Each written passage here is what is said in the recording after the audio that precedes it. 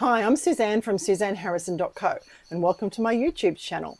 If this is your first time here, I'm an astrologer, an author and an alchemist, and my aim in creating content for both my YouTube channel and on my website with my blog is to inspire, empower and transform through astrology and psychology. And today we're mainly going to talk astrology, but there'll be a little bit of psychology in there as well, because today I'm going to talk about the dark moon. Now, there's a reason why I'm doing this today. There's a reason why I'm doing it right now, because the new moon was literally about 45 minutes ago. It is about 6:30 p.m. on the 20th of November, 2025, Australian Eastern Daylight Saving Time. So the new moon was about 45 minutes ago. And we are literally right at this moment, right in the heart of the dark moon. So let's talk first about what is the dark moon. Once we've done that, we're going to talk about how we can harness the energies of the dark moon and how you can integrate that into your spiritual practice if it's something that is of interest to you, or it's something that you're looking to do to become more in sync with the moon and the moon cycles. So what is the dark of the moon? The dark of the moon is a 5-day period that spans the new moon, where the moon is literally not able to be seen in the night sky. So the moon literally disappears and the night is literally dark of the moon.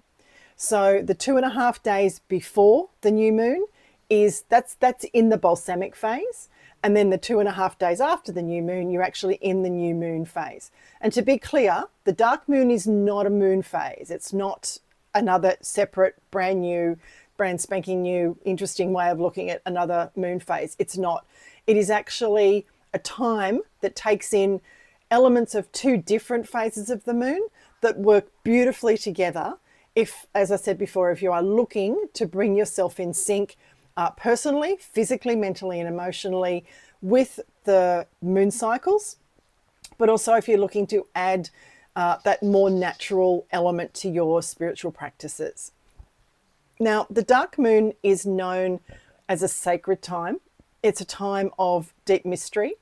It is also a time of the thinning of the veils between the worlds. So if you are interested in communicating with spirit, the other world spirits, it is a perfect time to do that.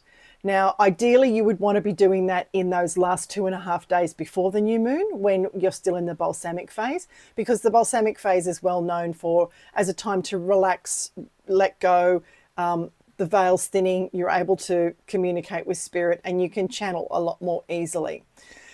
Whereas those 2.5 days after the new moon is a much better time for you to be setting intentions, creating something new and moving forward with things. So let's talk a little bit more in depth about how to harness the power of the dark moon. So the first thing I would suggest that you do is mark on your calendar every month when the new moon is. Now, whether or not you use a wall calendar, a desk calendar, you use the calendar on your phone like I do, that's actually the best way to do it. You can Google the time of each new moon for the whole year in your time zone, importantly, and you can just enter that into your phone and then create an event that spans 2.5 days before and 2.5 days after. And there's your dark moon period, okay?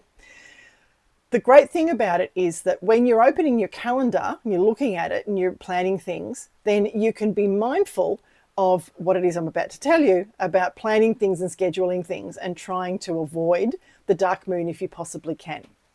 Now, I know that we all live really busy lives. Everybody's, working, they've got families, they've got friendships and social activities and, life, all of that stuff. All I'm suggesting is that when you open that calendar and you see that 2.5 day period before a new moon, I would strongly recommend that you schedule as few things as possible for that time. If you're fortunate enough to not have to work and you don't have to, sort your schedule around other people, it's fantastic. You can do whatever you like. But if you are working, have a family, you're really, really busy, all I'm suggesting is that you don't take on anything more during that time. It is the ideal time, and again, I'm talking about the 2.5 days before the new moon, so during that balsamic phase, it is the ideal time to rest. Your body needs rest, your mind needs rest, your spirit needs rest, your emotions need rest. It's the ideal time to rest. If you do rest and meditate if you can, journal if you can, start a dream journal. It's a fantastic time to do dream journals.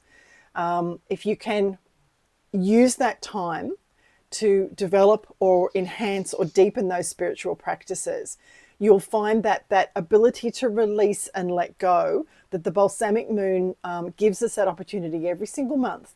If you can do that, then when you're doing it in sync with the moon's phases, you'll find that it is much easier to let things go. And you'll feel refreshed, you'll feel replenished, you'll feel revitalized, and you will have space to bring in something new in that new moon phase, which is when you can set your intentions. So ideally you want to be resting as much as you can, relaxing as much as you can, take walks if you can, go into nature if you can, whatever it is that that inspires stillness and silence within you, or allows you to get in touch with that stillness and silence within you. That's what you are trying to get in touch with here.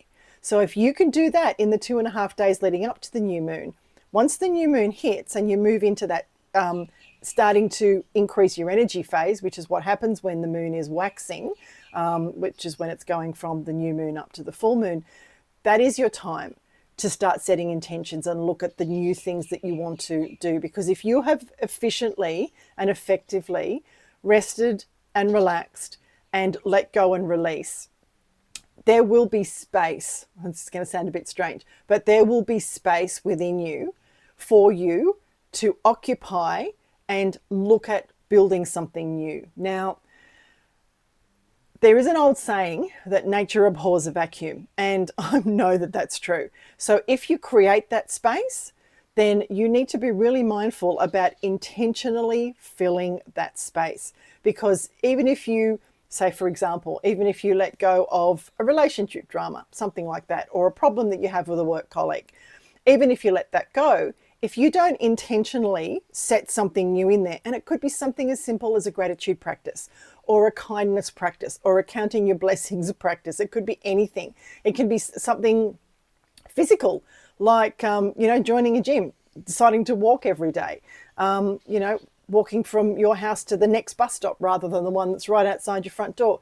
It can be any sort of intention. And just on that, the best thing to do is to know your chart, know your birth chart, and decide what you're going to do and what you're letting go of and what intentions you're setting according to the house or houses that the dark moon phase falls in your chart. Okay, so that's easy enough. If you've got your birth chart, it's easy enough to know where all the moon phases are.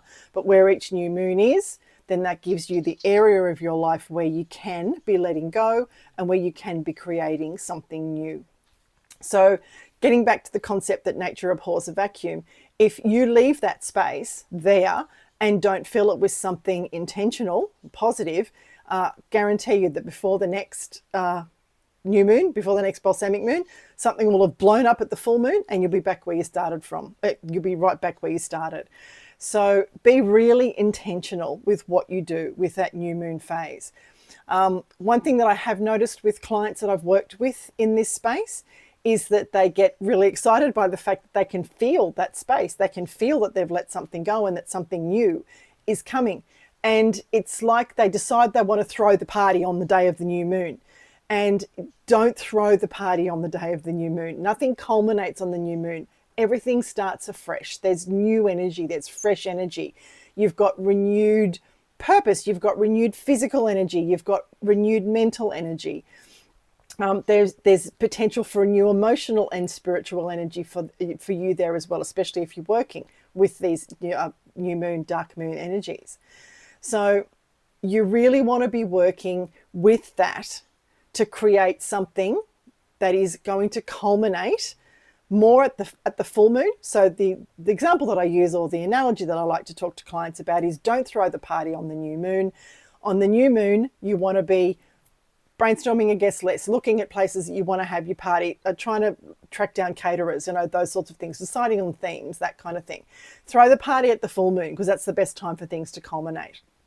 Now, yes, we have a full moon. There are 13 full moons every year.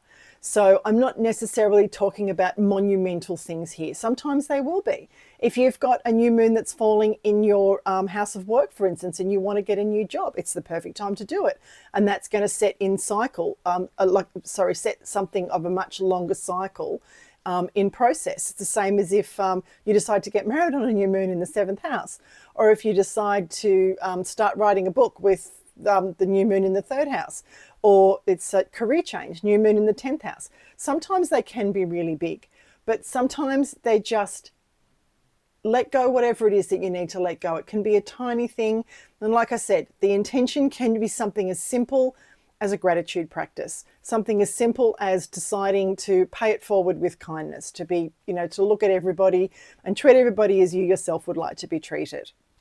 So just make sure that you fill that space with something intentional. That's the key with that new moon phase. And I can't remember if I mentioned this or not, but during the balsamic phase, if you're meditating, if you're journaling, if you're doing a dream journal, particularly, keep the dream journal going and see if the dreams that you have in your balsamic phase differ from the themes of the dreams that you have in the new moon phase.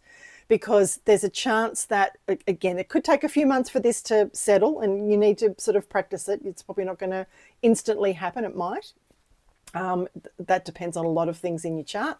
But give yourself a few months for this to settle, and you'll probably find that your dreams will have elements of letting go and releasing before the new moon. And then your dreams are going to have more elements of new beginnings, intentions, setting things, fresh starts, those sorts of things. So they're just a few tips of how to work with the dark moon, how to work with the dark of the moon. If you're seeing this in the next couple of days, by all means, feel free to go outside at night and see if you can see the moon. You shouldn't be able to. And I certainly can't here tonight because it's raining and there's clouds everywhere. So I wouldn't be able to see the moon anyway. And all I would recommend that you do is, once you've put all your new moons on the calendar and you've put your 5-day spans around that, 2.5 days before, 2.5 days after, is rinse and repeat, rinse and repeat. So make sure that you're not over exerting yourself, pushing yourself to the point of exhaustion during those last 2.5 days while you're in the balsamic phase.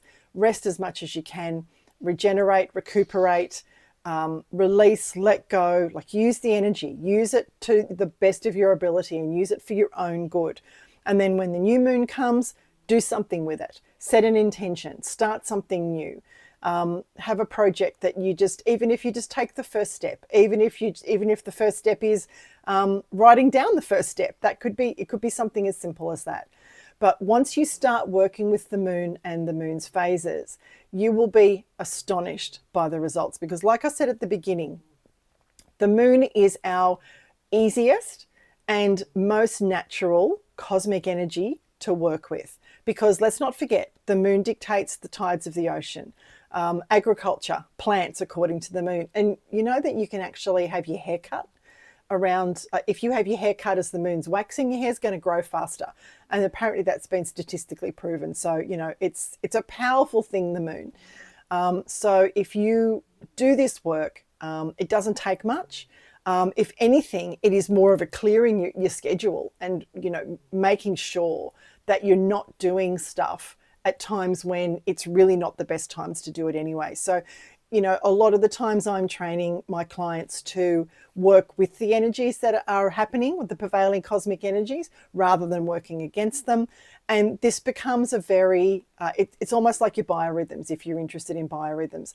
This becomes a very simple thing to get yourself in sync with, and it's really good to entrain yourself with the moon. Anyway, thanks for watching. As I said, Suzanne from suzanneharrison.co. You can check out the blog post. I will put the link in the description below, and I'll be back next week with hopefully some more wisdom for you. Bye for now.